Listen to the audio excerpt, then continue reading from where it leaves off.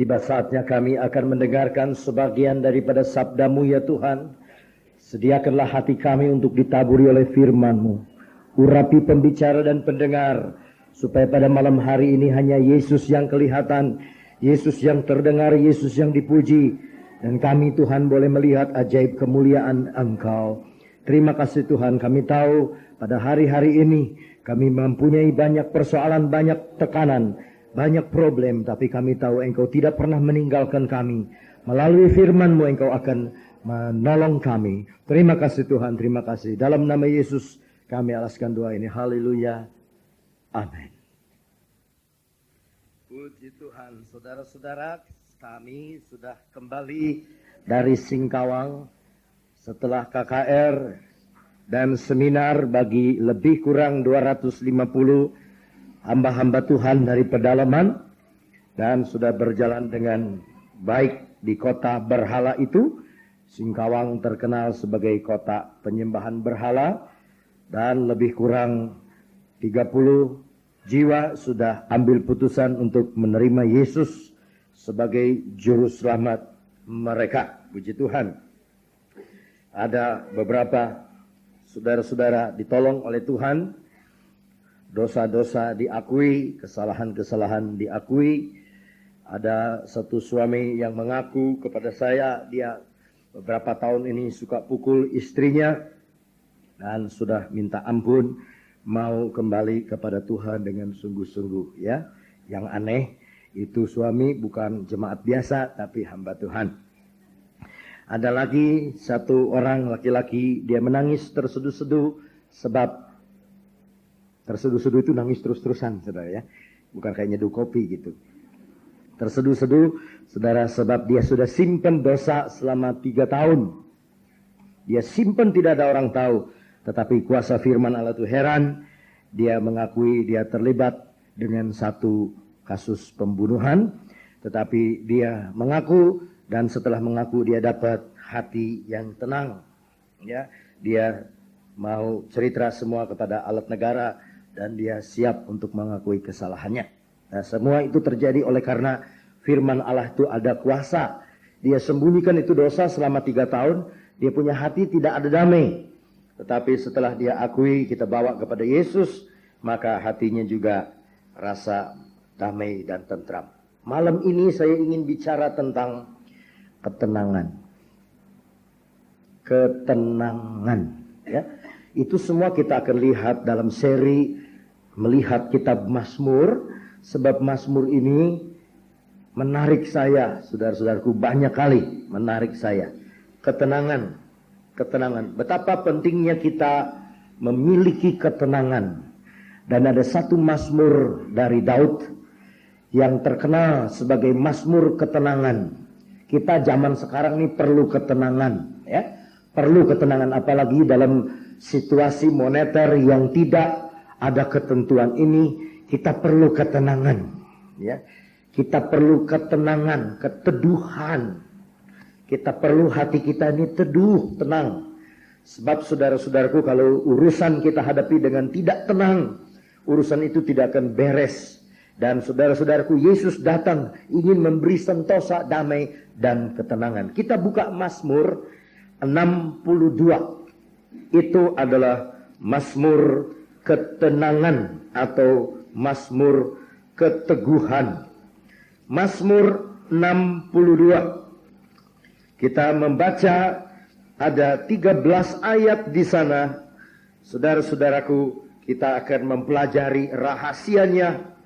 Daud, saudara-saudaraku, yang menyanyikan, membuat nyanyian ini untuk pemimpin sangkur, pemimpin paduan suara Yedutun. Saudara-saudara, kita baca rahasianya Daud itu bisa punya ketenangan. Untuk pemimpin biduan, menurut Yedutun, Mazmur Daud. Hanya dekat Allah saja aku tenang. Daripadanyalah keselamatanku. Hanya dialah gunung batuku dan keselamatanku. Kota bentengku, aku tidak akan goyah. Berapa lamakah kamu hendak menyerbu seorang, hendak meremukkan dia, hei kamu sekalian, seperti terhadap dinding yang miring, terhadap tembok yang hendak roboh? Mereka hanya bermaksud menghempaskan dia dari kedudukannya yang tinggi. Mereka suka kepada dusta. Dengan mulutnya mereka memberkati, mulut memberkati, tapi dalam hatinya mereka mengutuki. Selah. Hanya pada Allah saja kiranya aku tenang, sebab daripadanya lah harapanku. Hanya dialah gunung batuku dan keselamatanku, kota bentengku, aku tidak akan goyah. Pada Allah ada keselamatanku dan kemuliaanku, gunung batu kekuatanku, tempat perlindunganku ialah Allah. Percayalah kepadanya setiap waktu, hei umat. Curahkanlah isi hatimu di hadapannya. Allah ialah tempat perlindungan kita. Selah. Hanya angin saja orang-orang yang hina. Satu dusta saja orang-orang yang mulia. Pada neraca atau timbangan, mereka naik ke atas. Mereka sekalian lebih ringan daripada angin. Janganlah percaya kepada pemerasan. Jangan menaruh harap yang sia-sia kepada perampasan. Apabila harta makin bertambah, janganlah hatimu melekat padanya.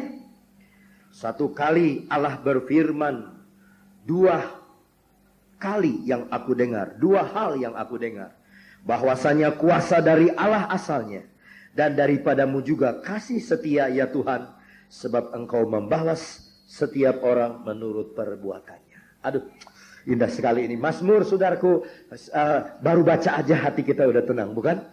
Amin, saudara. Baru baca aja, udah tenang. Nah, kalau saudara udah tenang, kita pulang aja. Baru baca saja hati kita sudah tenang. Betapa pentingnya kita tenang. Ada satu pengalaman kami di Singkawang, itu ada dua gereja di mana KKR diadakan. Pada pagi hari ini, pada pagi harinya seminar, saya memberikan ceramah disalin dengan bahasa kek. Bahasa keknya kek Singkawang, ya. Itu sebabnya mereka tidak mengerti bahasa kek saya. Sebab bahasa kek saya kek Cianjur, saudara-saudaraku. Mereka punya bahasa kek Singkawang. Dan saudara-saudaraku, bukan hanya saya disalin ke dalam bahasa kek, tetapi kami tiga hamba Tuhan, Pendeta Dr. Suciono, Bapak Pendeta Philip Cendana dari Gereja Kristen Jakarta, yang berkhotbahnya indah sekali bahasa Kui dan bahasa Ke, maka dia berkhotbah bahasa Ke disalin juga kepada bahasa Indonesia. Tentu yang menyalin harus tahu bahasa Ke. Dan di sana saudara-saudaraku adalah hamba Tuhan yang tahu bahasa Ke menyalin. Tetapi karena tidak tenang, karena gugup barangkali menyalinnya banyak salah. Si pendeta khotbah tentang Yesus menyuruh untuk melepaskan keledai, maka dia salin Yesus melepaskan kedelai. Saudara-saudaraku, sampai 4 kali dia bicara. Saya duduk paling depan, saya tutup hidung saya supaya saya tidak meledak ketawa. Perut saya sampai naik turun, saudara-saudaraku. Tahan. 4 kali dia ngomong. Maka murid-murid Yesus juga melepaskan kedelai itu. Dan kalau ada yang bertanya, untuk apa kedelai ini? Dikatakan, guru kami ingin kedelai muda ini. Waduh, kita sudah tidak tahan ketawa. Saya tahu dia, saudara-saudaraku, gugup. Lalu dia pimpin puji-pujian. Saudara-saudaraku, tidak berani lihat ke depan. Lihat ke bawah terus. Lihat ke bawah. Lalu dia ingin tepuk tangan ke atas. Dia tidak lihat mikrofon, dia pukul, saudara-saudaraku. Sebab gugup. Jadi jangan sampai kita, saudara-saudaraku, gugup. Kita memerlukan ketenangan. Memerlukan keteduhan. Perhatikanlah kata hanya. Itu menarik hati saya. Hanya, jadi nggak ada tempat yang lain. Tidak ada tempat yang lain, Bapak dan Ibu, saudara sekalian yang saya kasihi. Tidak ada tempat yang lain di dunia ini di mana hatimu bisa tenang. Tetapi Daud katakan, hanya dekat Allah saja aku tenang. Nah, kenapa kita nggak tenang? Bukti bahwa kita jauh dari Tuhan. Sebab kalau kita hidup dekat dengan Allah, kita stabil, kita mempunyai keteduhan, kita mempunyai ketenangan, kita mempunyai, saudara-saudaraku, satu keadaan yang tenang. Ini firman Allah. Dan ini pasti terjadi. Hanya dekat Allah saja aku tenang. Memang ada yang berkata begini, kalau memang hidup kita lebih dekat sama Tuhan, problem memang tambah banyak. Betul.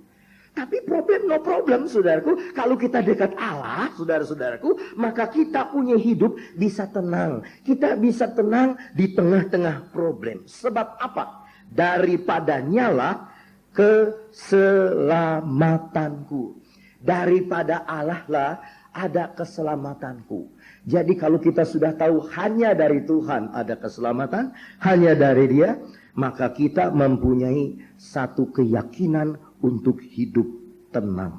Aduh, saudara, kalau saya perhatikan sekarang, hidupnya anak-anak Tuhan menghadapi 1001 macam persoalan, 1001 macam problem. Rasanya ini anak-anak Tuhan mau kemana?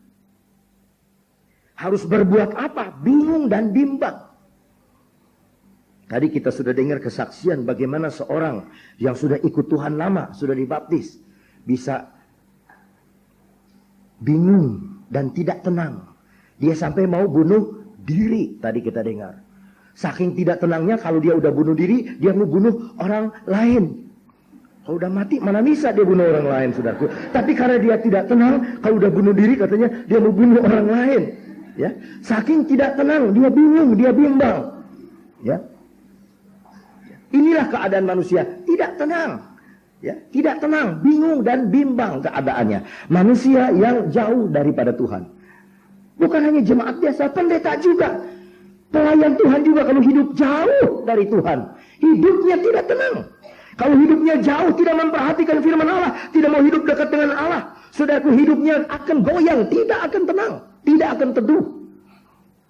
Itu sebabnya kita perlu, saudara-saudaraku, hidup dekat dengan Dia. Nah, ayat ketiga berkali-kali dikatakan gunung batu, keselamatan, kota benteng. Ayat 8, gunung batu, kekuatan, perlindungan.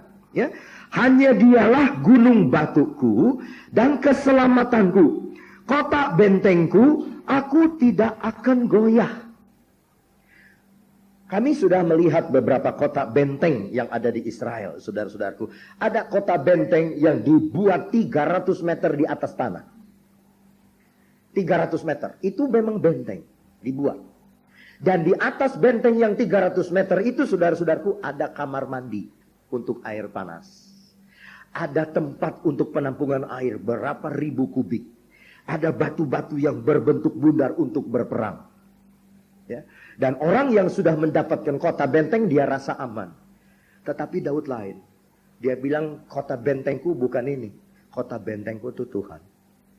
Kalau Tuhan jadi kota benteng kita, siapa yang bisa rebut? Amin, saudara-saudaraku. Kalau Tuhan kita punya tempat sandaran, kalau Tuhan kita punya tempat pembelaan, kalau Tuhan kita punya gunung batu dan keselamatanku, siapa yang bisa mengalahkan Tuhan? Tidak ada.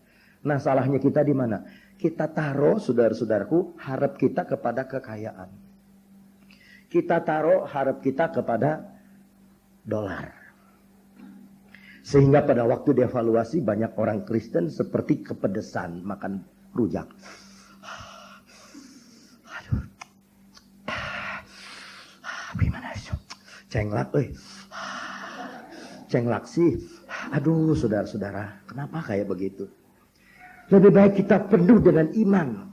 Begitu dievaluasi, kita tantang dievaluasi. Dievaluasi nih, lebih baik itu, saudara-saudaraku. Daripada kita kepedesan, biar kita itu dievaluasi nggak akan turun. Jangan takut, sebab kalau kita naik perahu, airnya naik, perahunya juga naik. Amin, saudara-saudaraku. Kalau harga-harga naik, berkat Tuhan juga buat kita juga bakal naik. Jangan takut, saudara-saudaraku. Saya katakan sama jemaat saya di Cianjur, walaupun harga-harga naik, kolektor tetap sama. Haleluya. Nama Tuhan dipermuliakan. Segala sesuatu, saudara-saudaraku, kita jangan takut. Di dalam Dia ada perlindungan kita. Di dalam Dia ada kota benteng kita. Dan Daud waktu ini dikejar-kejar, saudara-saudaraku, untuk dibunuh. Dan dia berpindah-pindah dari goa satu ke goa yang lain. Dari goa satu tempat perlindungan ke tempat perlindungan yang lain. Dan dari sinilah dia membuat nyanyian. Sebetulnya Tuhan, Engkaulah goa perlindunganku. Sebetulnya Tuhan, Engkaulah batu karang di mana aku berlindung. Sebetulnya Tuhan, Engkaulah kota bentengku. Lalu dia bicara tentang orang yang mengejar-ngejar dia. Ayat ke-4. Berapa lamakah kamu? Dia bicara kepada orang yang mengejar dia. Hendak menyerbu seseorang. Hendak meremukkan dia. Hei kamu sekalian.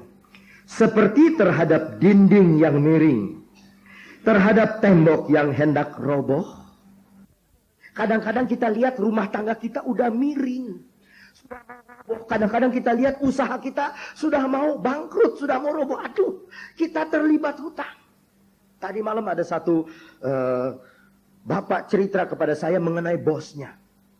Bosnya berkata begini, sekarang coba gua nggak mau tahu lu mau bikin bagaimana, caranya bagaimana.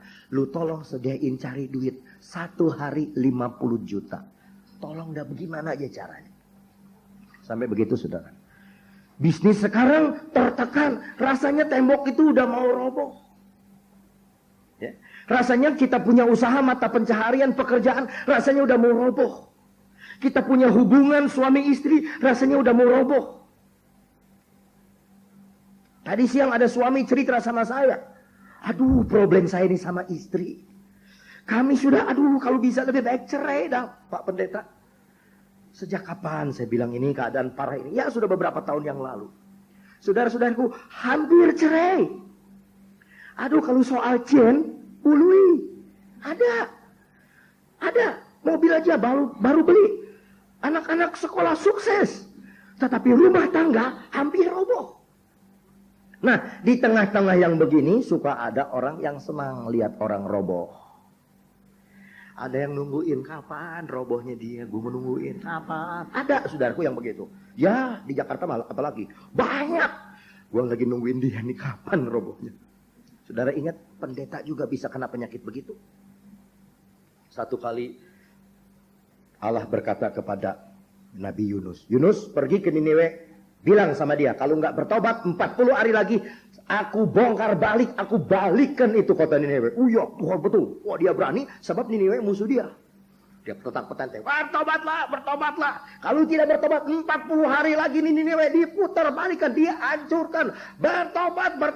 Pikirannya si Yunus mah tetap, lu pasti hancur, lu pasti hancur. Allah gua nanti ngancurin kamu, hancur. Dia khotbah, bertobatlah. Sampai dia jalan 1 hari, saudaraku. 3 hari di kota itu dia jalan. Niniwe bertobat semua. Dari rajanya puasa, sampai dikatakan Alkitab, sapi-sapi pada puasa. Betul saudaraku, sapi-sapi pada puasa. Ya, pada waktu mereka berpuasa, hatinya Tuhan berubah. Aduh, dia kasihan sama orang Niniwe. Saudara ingat Hizkia waktu disuruh pasti mati? Begitu dia bertobat, Yesaya belum keluar dari kerajaan. Dipanggil lagi sama Tuhan, balik lagi, tambah 15 tahun umur. Tuh Tuhan punya hati ini cenglingnya luar biasa. Nah, demikian juga Niniwe. Begitu bertobat, Tuhan robah. Tidak akan diputar balik, tapi diselamatkan. Yunus nungguin di luar. 40 hari lagi, udah 25 hari lagi. 20 hari lagi, 15 hari, 7 hari lagi. 3 hari lagi, 2 hari lagi, sehari lagi. Udah lewat waktunya, nggak berbalik. Marah Pak Yunus. Tuhan, bagaimana tuh janji Tuhan? Enak aja janji saya suruh khotbah. Itu Niniwe akan diputar balik. Kenapa nggak ada buktinya? Saudara-saudara. Ada nih orang yang senang lihat orang lain jatuh. Ada yang orang senang lihat perusahaan orang lain roboh. Ada orang senang kalau lihat orang tuh udah mau cerai. Iya katanya mau cerai ya. Kapan? Didorong-dorong saudara-saudaraku. Kapan mau cerai? Kenapa ya tanya-tanya? Enggak. Ikut nanya aja ya kapan cerainya. Ya ngomong kesana kemari cerai. Hati-hati saudaraku. Ada orang yang tunggu-tunggu begitu. Ayat 5. Mereka hanya bermaksud menghempaskan dia dari kedudukannya yang tinggi. Saudara tahu, kedudukan kita anak-anak Tuhan itu tinggi. Tadi kita sudah dapat kesaksian dari satu bapak, dia dilepaskan dari rokok. Saya suka katakan lebih baik kalau hamba Tuhan pendeta itu jangan merokok. Lebih baik lagi jemaat juga tidak merokok. Lalu ada yang berkata, itu penginjil dari Inggris, Charles Spurgeon, kan merokok. Ya, Charles Spurgeon merokok. Asalnya dia ngerokok, dia penginjil terkenal, dia merokok. Tapi Tuhan bicara sama dia. Satu kali ada jemaat bikin pabrik rokok. Rokoknya merek Spurgeon. Itu rokok mereknya Spurgeon, nama dia. Begitu dia lihat rokok merek nama dia. Coba umpamanya saya ngerokok sekarang, terus ada orang bikin pabrik rokok namanya merek Awon Datu. Kan bingung. Jadi saudara-saudaraku, ini penginjil Spurgeon begitu lihat ada rokok namanya Spurgeon, dia stop. Roh Kudus bicara sama dia stop. Jangan pakai alasan, tuh Spurgeon ngerokok, masa kita nggak boleh? Nah, ukuran kita jadi orang lain. Ukuran kita harus firman Allah. Tinggi kita punya tingkatan. Tinggi kita punya tingkatan. Kita nggak nonton video-video porno. Sebab kualitas kita, tingkatan kita tinggi. Kita nggak membaca buku-buku seks murahan. Sebab tingkatan rohani kita tinggi. Kita nggak main saudara-saudaraku morfin, heroin. Sebab kita punya tingkatan tinggi. Kita punya standar living itu di hadapan Tuhan itu tinggi. Kita nggak main cek kosong saudaraku. Sebab kita punya tingkatan tinggi. Kita nggak saudara-saudaraku nipu orang. Sebab tingkatan rohani kita tinggi. Kita nggak main-main mata sama istri orang. Sebab tingkatan kita tinggi. Kita nggak main mata sama suami orang. Sebab tingkatan rohani kita tinggi. Kita nggak main-main barang sama jemuran orang. Sebab tingkatan rohani kita tinggi. Saudara-saudaraku, kita tidak main-main. Sebab tahu kedudukan kita tinggi. Tapi karena kedudukan kita tinggi, nih musuh-musuh Injil mau jatuhkan kita. Kalau bisa standar kita diturunkan supaya kita jadi seperti mereka. Supaya kita berdusta seperti mereka. Supaya kita mabuk-mabukan seperti mereka. Supaya kita saudara-saudaraku berjudi seperti mereka. Supaya kita senang kepada hal-hal pornografi seperti mereka. Supaya kita tidak suci seperti mereka. Inilah dunia. Dia mau cari jatuhkan kita dari kedudukan kita yang tinggi. Jangan mau. Kita udah ada di kota benteng. Jangan mau turun. Mereka hanya bermaksud menghempaskan dia dari kedudukannya yang tinggi. Mereka suka kepada dusta. Dengan mulutnya mereka memberkati, tetapi dalam hatinya mereka mengutuki. Sekarang ini banyak orang munafik. Saya suka sembahyang begini. Saya pakai contoh diri saya aja deh. Oh Tuhan, ketika kami mendengar firman-Mu Tuhan yang dibawakan oleh Pak Ondatu, oh glory, glory. Tuhan, kami menemukan berkat-berkat yang indah. Oh Yesus, lalu dia doakan saya. Berkatilah hamba-Mu ini Tuhan. Lebih hari lebih diberkati. Berkatilah dia dengan berkat-berkat-Mu yang berkelimpahan. Yang katanya firman-Mu ada 33.000 perjanjian. Dan 9.000 perjanjian kelimpahan. Tuhan berkatilah hamba-Mu. Berkatilah rumah tangganya. Berkatilah istri dan anaknya. Tuhan berkatilah gerejanya. Oh Tuhan, balaslah kelelahan Bapak Aonatu. Berkati dia. Dia yang sudah berlelah dari Cianjur ke Jakarta. Pulang balik dan pulang pergi Tuhan. Berkatilah gembala ini. Berkatilah hamba Tuhan. Berkati. Begitu saya diberkati Tuhan dengan mobil baru.